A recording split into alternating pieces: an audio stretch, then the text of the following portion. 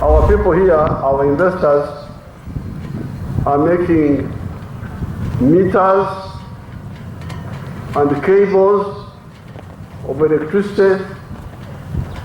Instead of buying from them, bagala nyo okusaka zebweru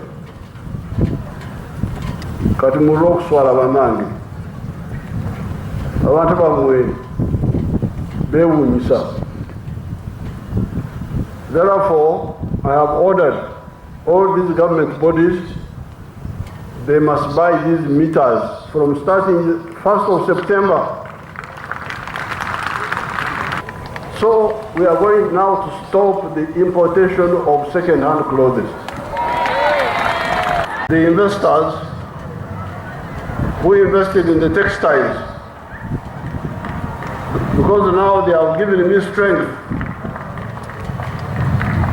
to chase away second-hand clothes. Because there is nobody who will stand in my way when he sees this picture of these children here who have got jobs from textile factories and then start arguing in favor of second-hand clothes.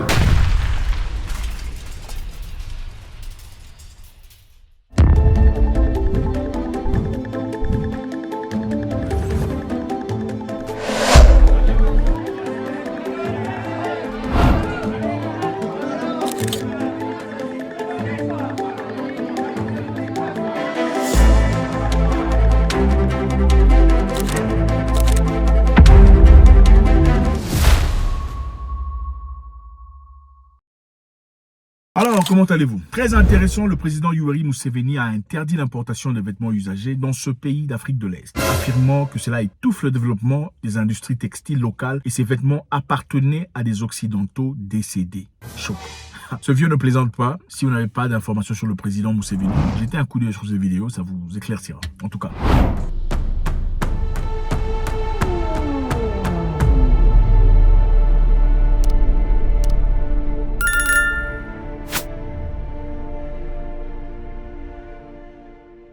Comme la plupart des pays africains, l'Ouganda importe traditionnellement des grandes quantités de vêtements usagés que certains consommateurs préfèrent parce qu'ils sont peu coûteux. Vous connaissez très bien des vêtements usagés, second hands, qu'on trouve en tout cas dans beaucoup de pays africains. Beaucoup de gens le préfèrent parce que c'est moins cher et beaucoup d'autres choses. Mais les fabricants locaux se plaignent du fait du dumping de vêtements d'occasion submerge le marché, compromettant la capacité de l'Ouganda de gravir les échelons de la chaîne de valeur de l'industrie de coton et de textile. Donc évidemment, comme on en voit beaucoup d'histoires, beaucoup d'habits second hand en Ouganda, c'est là est contre-productif par rapport à toutes ces personnes qui essaient de marquer dans le monde du textile. Hein, tous les créateurs, tout ça là, ça devient compliqué parce que ça coûte très cher pour ces personnes par rapport au prix nécessiteux pour ceux qui veulent s'acheter des habits seconde main. Beaucoup préférant aller acheter des habits à seconde main que d'aller acheter des habits fabriqués, tissés, laborés sur place en Ouganda. Le président Museveni dit ils sont destinés aux morts. Lorsqu'un blanc meurt, ils rassemblent leurs vêtements et les envoient en Afrique. Ah, ce vieux, il rigole pas. Il ne rigole pas. En tout cas, depuis un temps, il dit les choses telles qu'elles sont. Et ça, c'est une particularité extraordinaire. Je sais pas si ça a à voir avec son âge. Maintenant, ils sont fous. Éperdument, il dit ce qu'il a envie de dire. Ça vous dérange, ils s'en tapent. Hein. On sait qu'au moins 70% de vêtements donnés à des œuvres caritatives en Europe et aux États-Unis finissent en Afrique, selon Oxfam, une organisation caritative britannique. Le président Museveni a dit, nous avons ici des gens qui peuvent produire de nouveaux vêtements, mais ils ne peuvent pas infiltrer le marché. Pourquoi? Parce qu'il y a des vêtements de seconde main, c'est-à-dire des vêtements usagés qui coûtent moins cher et c'est difficile pour ces personnes de pouvoir compétir avec ces autres personnes. L'Ouganda en soi est un important producteur de coton, mais une grande partie de celui-ci est exportée sous la forme semi-transformée. L'Ouganda produit beaucoup de coton. Ça me fait penser au très grand papa Thomas Sankara qui encourageait son peuple à l'époque déjà de produire des histoires au Burkina Faso, d'enrichir l'industrie burkinabé, de travailler pour les Burkinabés, ne pas importer le colonialisme, le néocolonialisme sous d'autres formes. Écoutez Thomas Sankara en train de le dire. De limiter la course aux armements entre pays faibles et pauvres. Les gourdins et les coutelas que nous achetons sont inutiles.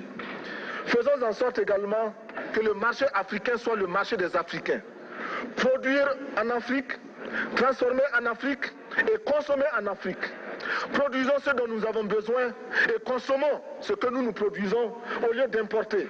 le Burkina Faso est venu vous exposer ici la cotonnade produite au Burkina Faso, tissée au Burkina Faso, cousue au Burkina Faso pour habiller les Burkinabés. Ma délégation et moi-même, nous sommes habillés par nos tisserands, nos paysans. Il n'y a pas un seul fil qui vienne de l'Europe ou de l'Amérique. Je ne fais pas un défilé de mode, mais je voudrais simplement dire que nous devons accepter de vivre africain. C'est la seule façon de vivre libre et de vivre digne. Bon, rentrons en Afrique de l'Est.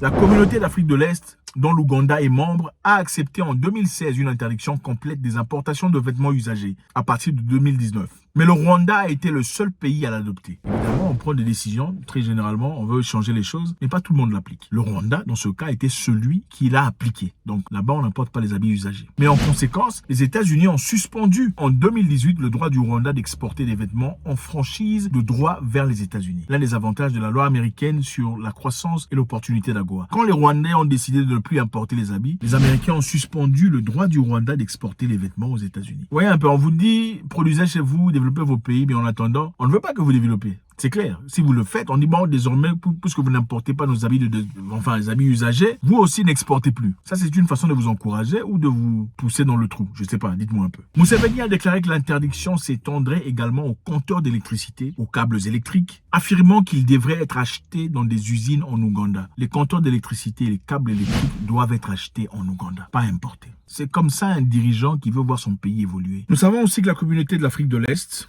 vous savez, il y a ECOWAS, c'est l'Afrique de l'Ouest. Il y a aussi la communauté de l'Afrique de l'Est qui existe évidemment.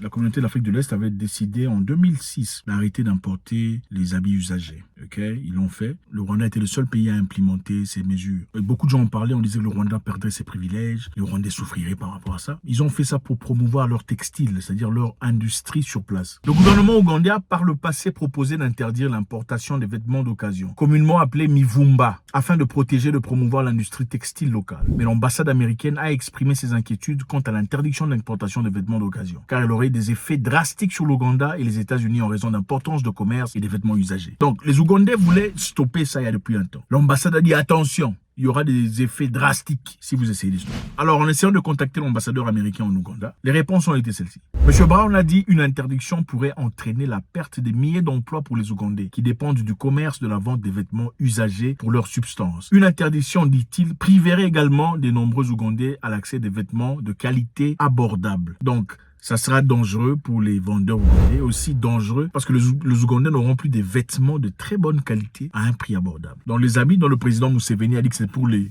ce sont des habits de qualité. Vous avez intérêt à ne pas couper cette histoire parce que vous allez rater les habits de qualité, d'après monsieur l'ambassadeur. Il a expliqué que les conditions d'éligibilité d'AGOA stipulent que les bénéficiaires comme l'Ouganda doivent faire un progrès, c'est comme si on est à l'école, doivent faire un progrès continu vers l'élimination des obstacles au commerce et aux investissements américains, y compris les vêtements usagés. Donc pour faire partie de l'AGOA, il faut faire des progrès. Il faut, comme un bon élève, faire des progrès. Ouvrir les portes, y compris les vêtements usagés. Vous voyez un peu. C'est ça le paternalisme dont on parle. Brown admet que la communauté de l'Afrique de l'Est est l'un des marchés les plus importants de l'exportation américaine de vêtements usagés. Les vêtements usagés qui viennent d'Europe et des États-Unis, ce n'est généralement pas, on ne donne pas ça gratuitement. On donne tout ça aux ONG. Les ONG vendent ça. Ils se font de l'argent. Donc c'est de l'entreprise, c'est du business pour ces investisseurs. Les vêtements usagés en Ouganda seulement rapportent plus de 147 millions de dollars. Brown affirme que l'interdiction proposée aurait un effet négatif important sur l'emploi aux États-Unis, ajoutant que les États-Unis estiment qu'au moins 40 000 emplois américains liés à la collecte, au traitement et à la distribution des vêtements usagés subiraient des conséquences négatives si l'interdiction est appliquée. Donc 40 000 Américains, évidemment, profitent, vivent, gagnent leur pain à travers l'exportation des vêtements usagés.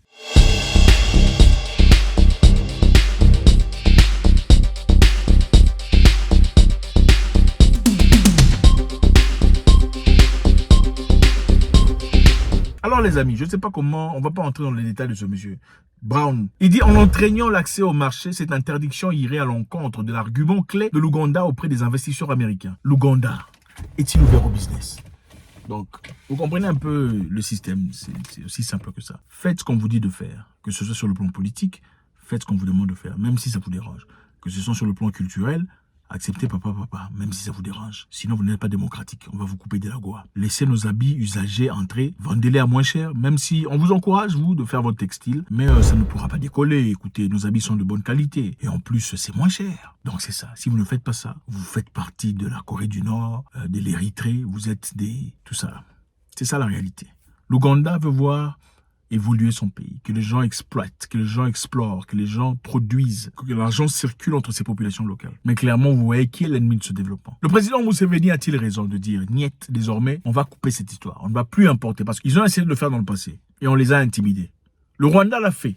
Mais on dit que le Rwanda s'épanouit malgré ça. Beaucoup de personnes disaient que le Rwanda n'évoluerait pas. Le Rwanda a interdit l'importation des habits de seconde main usagés. Et beaucoup de personnes disaient que le Rwanda en subirait les conséquences. Mais en réalité, ils se sont adaptés. Donc, il faut s'adapter. Si on vous coupe quelque chose, il faut pleurer. Non, il faut s'adapter. L'Ouganda s'adaptera à sa nouvelle mesure. Les Ougandais s'adapteront au nouveau prix. Mais l'intérêt est final quand c'est productif pour les endogènes. Merci infiniment les amis, c'est toujours avec beaucoup de plaisir. Faites-moi savoir ce que vous en pensez. Laissez votre commentaire. Vous avez fait ça? Si ce n'est pas encore fait, faites-le. Alors laissez votre commentaire. Est-ce que le président a raison de dire que ses habits appartiennent au...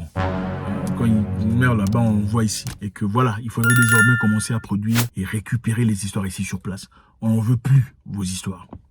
God bless.